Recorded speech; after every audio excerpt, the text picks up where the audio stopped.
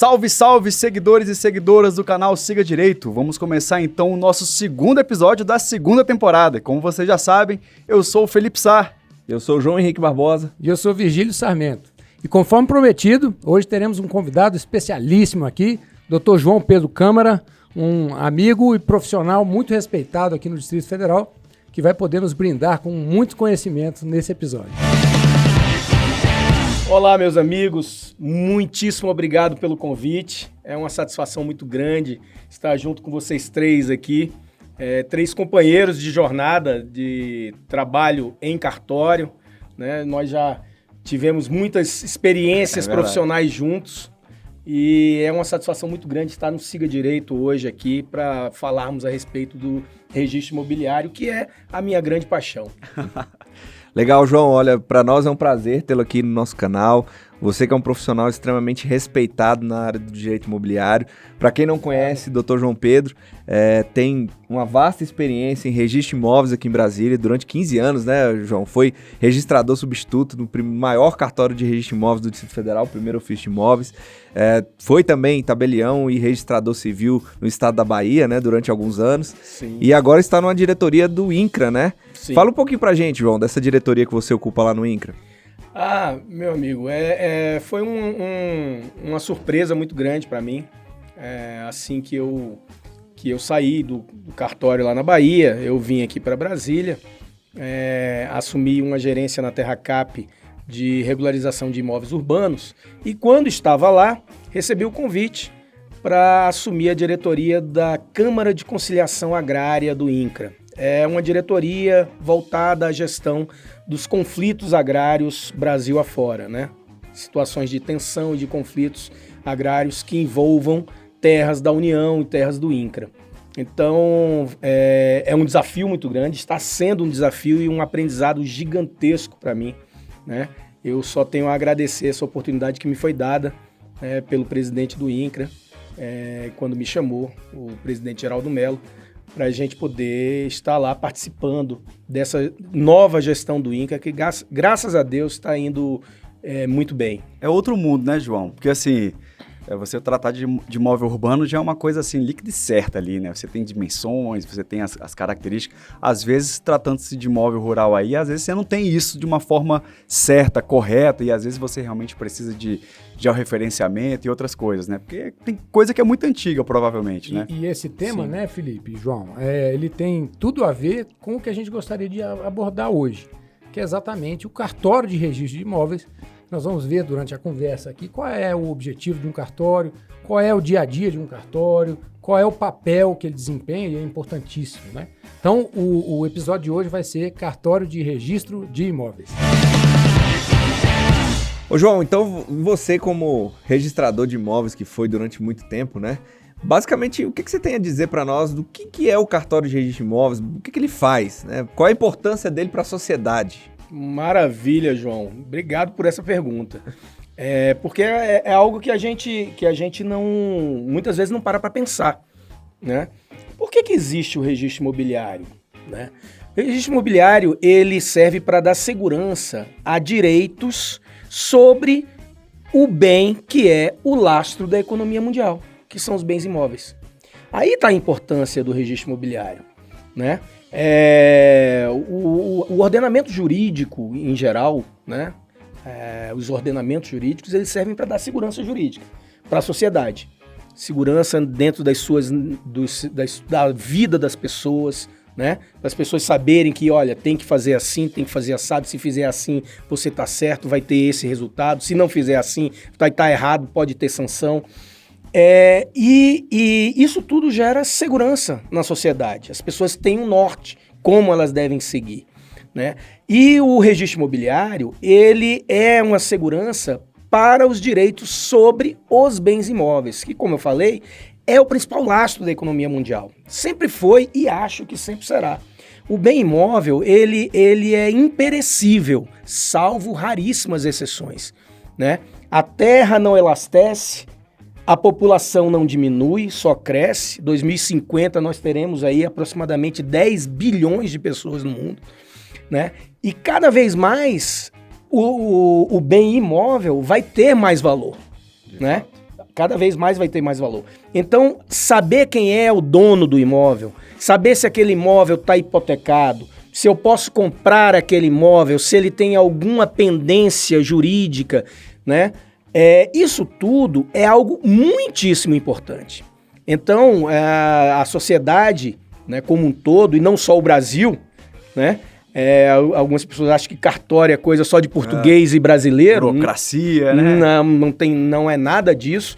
E muito pelo contrário, os países que não têm um sistema registral imobiliário, eles sofrem com isso e tendem a ter, né, uma das principais exigências dos investidores quando houve a derrocada do sistema socialista e entraram num sistema de economia de mercado, foi justamente que se criasse um sistema de registro imobiliário para que houvesse investimentos desses investidores mundiais nesses países. Então, o sistema registral imobiliário ele foi pensado justamente para que as pessoas tenham a certeza dos direitos sobre os bens imóveis e assim possam pautar suas negociações, inclusive garantias de negócios que não tem nada a ver com imóveis, né? Você faz um empréstimo para construir uma empresa, não tem nada a ver com imóvel, mas a garantia daquele empréstimo vai ser um imóvel. Exatamente. Então é o grande lastro da economia. Então o sistema de registro imobiliário surgiu para isso. Para que a gente possa ter um local que a gente saiba, que as pessoas saibam onde buscar as informações sobre os imóveis, antes de fazer qualquer negócio lastreado nesses imóveis. Seria o escudo da segurança jurídica, digamos assim, o cartório de registro de imóveis, né? É um local, trocando em miúdos aqui, onde ficam registradas as transações envolvendo imóveis. Por exemplo, se eu vendi meu imóvel para o Felipe, é lá no cartório de imóveis que eu vou saber se o Felipe de fato é o proprietário daquele imóvel. Perfeitamente. E ele tem que guardar isso por quanto tempo? A pessoa que faz o registro, que faz um negócio, faz um contrato de compra e venda, um contrato de hipoteca, uma vez lavrado o instrumento, o título que instrumentaliza esse negócio, essa compra e venda, esse negócio entre as duas partes, uma vez que ele faz aquele documento num cartório de notas, ou em alguns casos até pode ser para um instrumento particular mesmo, né, e leva para o registro imobiliário, ele pode perder a sua escritura, ele pode perder o seu contrato particular, que vai estar este documento registrado no cartório de registro de imóveis ad eterno. Ad eterno, o cartório tem a obrigação, lembremos que o cartório, né, os cartórios extrajudiciais, eles são a delegação do poder público. Não existe dono de cartório, como muita gente fala, né? O dono do cartório é o Estado brasileiro, né? Existem delegatários que exercem a função de tabelião ou de registrador de imóveis, né? Ou de registrador civil, enfim, nós estamos falando aqui do registro imobiliário. E essas pessoas exercem esse munus público e tem certas regras, e se essa pessoa morrer, não vai morrer com ela os documentos que ela registrou. Isso está dentro de um local que é o cartório, o espaço físico e hoje o espaço cibernético, né? Hoje nós temos o backup na nuvem, nós temos o backup eletrônico de tudo que é registrado, isso vai ficar para a eternidade. Isso é que explica, então, por exemplo, um patrimônio que às vezes tem mais de um século, que pertence àquela família, era do tataravô, passou pro bisavô, pro avô, pro pai, pro filho, pro neto. Mas segue, né? Mas segue, então. Porque a segurança que o cartório de imóveis proporciona é exatamente essa. Ele guarda aquela informação para sempre. É verdade. Né?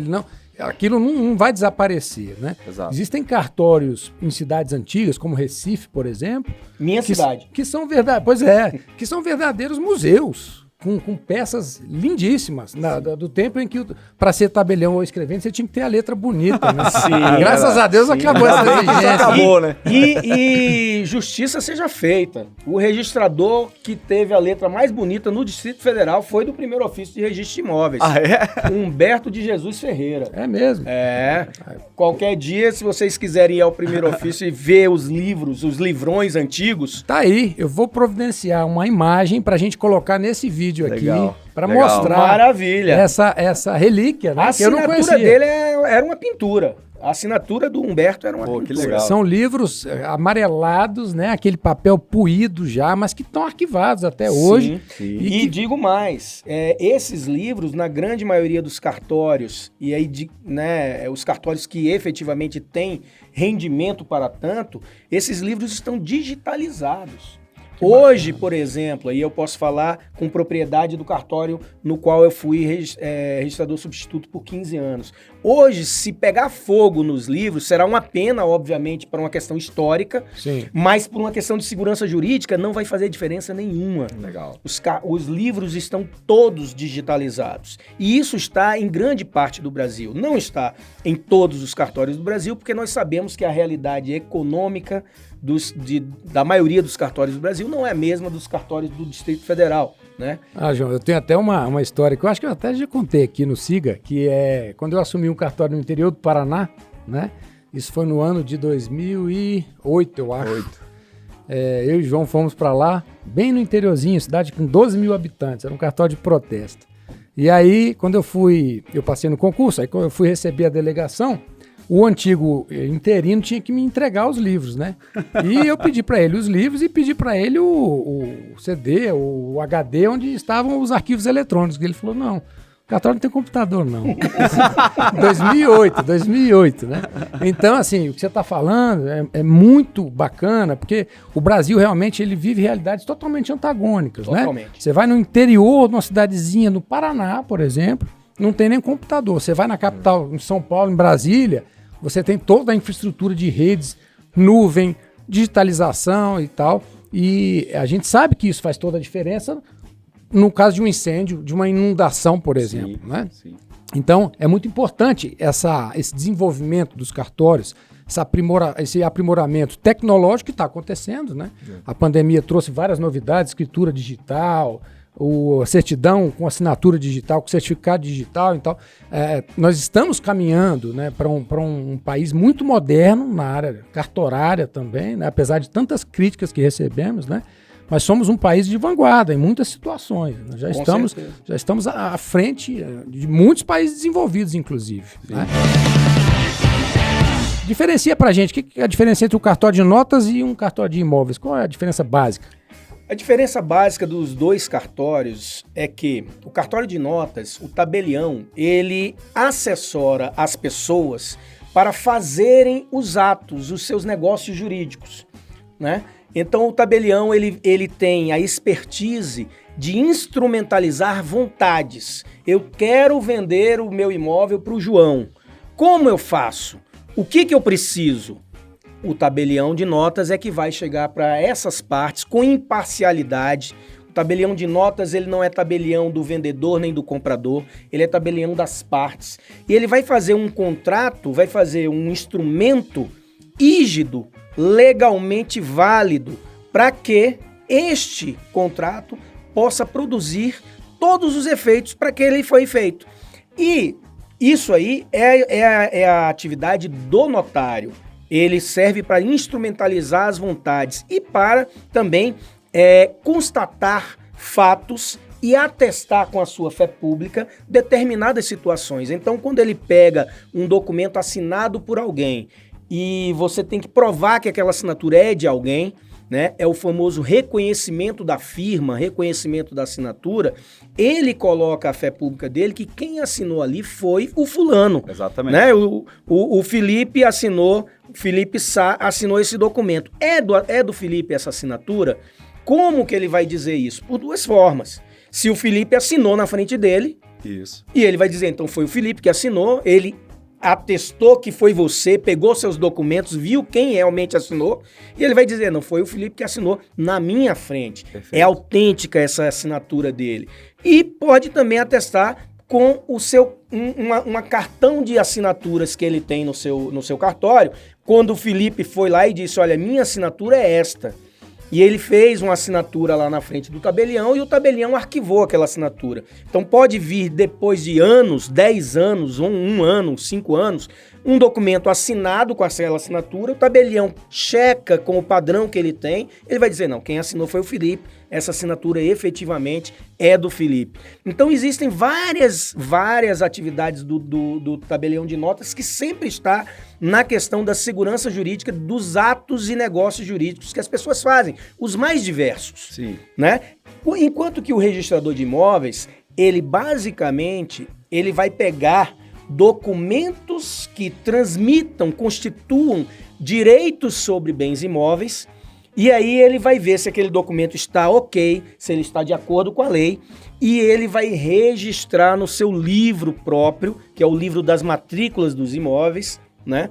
E vai dizer, olha, houve esse negócio, o negócio é rígido, o negócio está legal, tem todos os requisitos para produzir os efeitos, e aí nesse momento ele registra o documento e nesse momento nasce o direito da pessoa. Se é uma compra e venda, a pessoa passa a ser proprietário com aquele registro. Legal. Se é uma hipoteca, a pessoa passa a ser credor hipotecário com aquele registro. Então, o registro de imóveis, ele recebe documentos, os mais diversos, não só de tabelião, formais de partilha, onde ficou o imóvel para o herdeiro fulano de tal, conhecimento de ação judicial, por exemplo, né? Exatamente, uma informação a respeito de uma ação que envolva o imóvel e o juiz manda para o cartório colocar na matrícula do imóvel, que é o documento que representa o imóvel juridicamente. Nós temos o imóvel físico aqui, nós estamos nesse espaço, é o imóvel fisicamente e ele é representado juridicamente pela sua matrícula, que está lá no cartório de registro de imóveis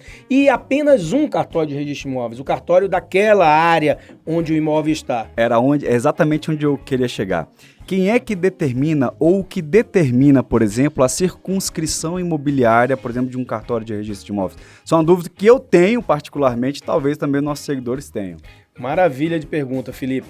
Isso é determinado por lei.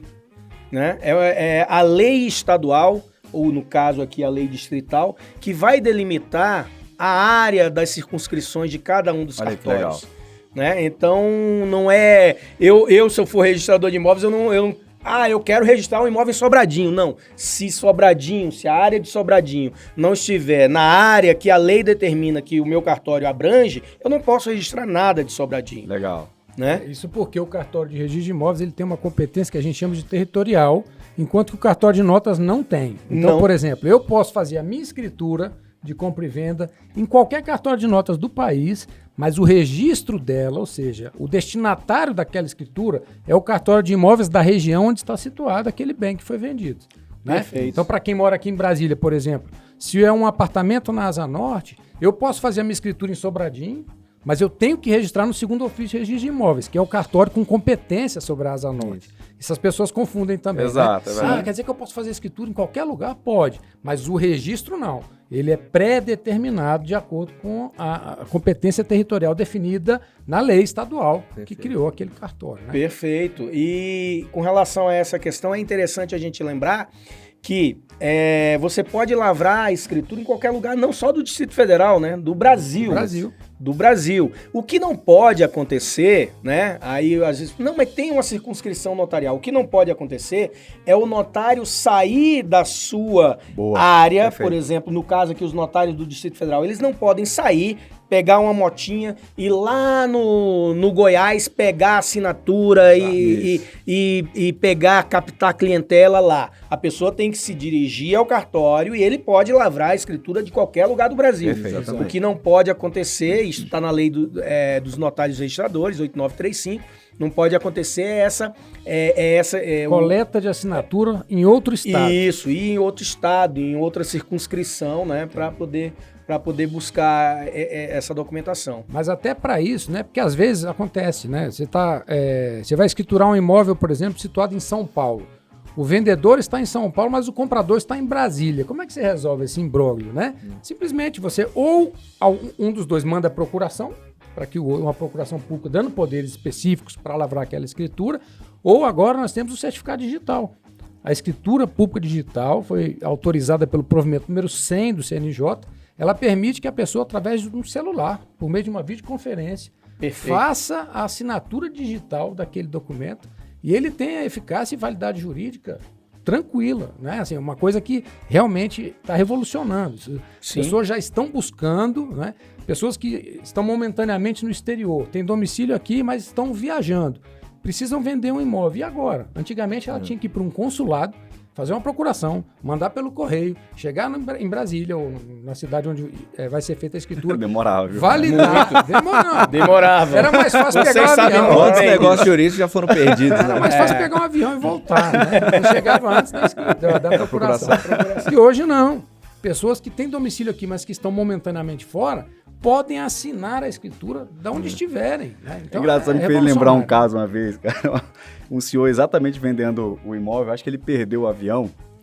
E aí, no dia de fechar o negócio, ele, não tem mais vão para Brasília, né? Aí o que ele fez? Ele correu num cartório, fez uma procuração e foi lá pro aeroporto, né? Ficar esperando alguém que fosse pra Goiânia, de Goiânia que fosse... Bicho, eu sei que ele conseguiu, cara. Mas é uma luta. Ele entregou pra uma pessoa que ele nunca viu na vida, por exemplo, a procuração. Falou, bicho, vai ter alguém lá em Goiânia que vai receber pegar pra você, e vai levar pra Brasília. E de Goiânia, essa pessoa vai pra Brasília, assim. Vamos... A informática, a tecnologia, ela, assim, tá rompendo barreiras seculares, né? E apesar da tragédia que foi a pandemia, né? Com 600 mil mortos e toda essa tristeza, né? Essa pandemia nos obrigou a evoluir tecnologicamente. Evoluir, né? A nossa adaptação, seja o home office, seja os documentos eletrônicos ou qualquer coisa assim, ela foi meio que imposta pela pandemia. A gente teve que aceitar, né? Exato. Então eu acho que a gente deu um salto assim de uma década em termos de tecnologia, inovação por causa da pandemia, né? Não tenho dúvida disso, não. Em que pese toda a... Eu não gosto dessa palavra, não, desgraça, mas enfim, apesar de tudo que foi essa pandemia, trouxe um efeito colateral benéfico, Exato. que foi esse aí. Sim, Não estou comparando com os efeitos maléficos dela. Não, eu tenho um dado aqui relevantíssimo, né? O Tribunal de Justiça do Distrito Federal aumentou a produtividade em 30% com o advento da pandemia. Os juízes, mesmo em home office, estão sentenciando 30% mais. Os servidores estão trabalhando 30% mais. Por quê? Porque com economia. Sem O contar a economia de STJ gasto. economizou com papel 80%. Olha aí. 80%. É muita coisa. Não. E outra coisa, pessoas em home office economizam energia elétrica, os prédios públicos, né? Aqueles palácios enormes com ascensorista, garçom, o pessoal da limpeza e tal. Você diminui o trânsito, porque as pessoas estão em casa, não estão, né, trafegando pela rua o tempo todo e tal. Então, assim, uma série de benefícios. E os cartórios não ficaram para trás, né? Eu acho que a gente deu um salto e está muito interessante, João. Assim, sei que você não trabalha mais em cartório, né? Mas você tem, com certeza, você tem ciência disso, de que a gente avançou muito nessa quebra de paradigma, né? O Brasil realmente hoje está na vanguarda. Com certeza. E sem contar o tanto, como o João falou no início, né, o tanto de investimento que ocorre por conta da segurança jurídica que os cartórios trazem, né? Só exemplificando, eu tenho alguns amigos que são produtores rurais aqui na cidade de Minas, aqui próximo, e existem alguns bancos internacionais que eles realizam empréstimos de financiamento de safra, enfim, de operações maquinários para safra, apenas com a apresentação dos documentos dos imóveis, onde eles realizam um contrato que são assinados digitalmente, isso é levado ao cartório, é registrado, o dinheiro vai para a conta dos produtores, enfim, tudo de forma eletrônica e remota. Não existe ninguém em loco, ninguém vai na cidade para poder historiar o imóvel, coisas assim. Só por conta da segurança jurídica e da agilidade da tecnologia, né? Então, o que isso traz de benefício, por exemplo, para o município, né? Com certeza. A confiabilidade do cartório, né? Acho que o ponto chega, né? De um banco internacional sequer ir visitar o imóvel. Exatamente. Não é à toa o que nós falamos logo no início da nossa conversa, que quando os países que antes tinham uma economia fechada se abriram para o mercado, não é à toa que os investidores internacionais todos exigiram a estruturação de um sistema registral imobiliário. Um sistema público, um sistema rígido para poder fazer... blindar essas operações, Exatamente. Né? Isso é agilidade. Exato. Isso é agilidade. Tempo é dinheiro, a gente ouve isso desde pequeno, né? Então, aí algumas pessoas falam assim, mas nos Estados Unidos não tem sistema registral imobiliário. Começou a ter. Depois da bolha de 2008, né? de 2007, 2008, começou a ter. Já tem vários estados dos Estados Unidos que estão iniciando o seu sistema registral. E o que é interessante, eu presenciei isso quando eu estava no primeiro ofício de registro de imóveis, veio uma comissão do parlamento chinês, isso em 2000 2003, eu acho, 2003, 2004, por aí, uma comissão do parlamento chinês conhecer 2 serviços especificamente no Distrito Federal. Perfeito. O serviço de bombeiros, que é referência, os bombeiros, o Corpo de Bombeiros Militar do Distrito Federal, e o serviço cartorário, para poder ter ideias e um exemplo eficaz, um exemplo bom para poder implantar lá na China. Né? Então, isso é um exemplo. Quando também, na extinção da antiga União Soviética, a Rússia convidou vários tabeliães e notários e registradores brasileiros para irem até a Rússia para darem palestras a respeito do sistema notarial e registral brasileiro. Então, a gente, muitas vezes, por aquele complexo de vira-lata que o brasileiro tem, acha que tudo aqui é pior do que no estrangeiro. E não é bem assim. Né? Problemas temos, erros acontecem, mas não é por isso que nós vamos dizer que nós estamos no período feudal, como algumas pessoas falam. Ainda costumam, né? É verdade. Né? O sistema notarial e registral brasileiro é muito moderno e muito eficaz, né? Ao contrário do que muitas pessoas teimam em dizer. Meu amigo, eu acho que foi uma aula, né? Foi uma aula, eu tô aqui, não consegui nem falar. Aula magna, né? Depois a gente vê um cara desse, a gente se sente desse tamanhozinho. É verdade, é verdade. De forma alguma. João, muito obrigado, um privilégio ter você conosco aqui. Realmente nós aprendemos muito, eu acho que foi uma aula muito rica para todas as pessoas que estão nos assistindo. É um tema apaixonante, a gente poderia continuar aqui falando por muitos e muitos minutos ainda, talvez horas, e a gente só tem a agradecer a sua gentileza de estar aqui hoje. Ele falou de cobrar cachê, mas nós não vamos pagar, obviamente. Já está gravado mesmo, já está gravado, não vamos pagar nada. Então você veio por caridade, meu irmão. Sinto te informar. Pela amizade e pelo prazer de discutir esse tema que, como eu falei no início, é a minha paixão no registro imobiliário. Inclusive... gostaria que todas as pessoas tivessem a noção da importância que é o registro de imóveis, né, no mundo, para o mundo. Né? E isso, toda vez que quiserem tratar de assuntos sobre isso, estaria à disposição. Maravilha. Muito obrigado, meu amigo. Eu que agradeço. Até a próxima.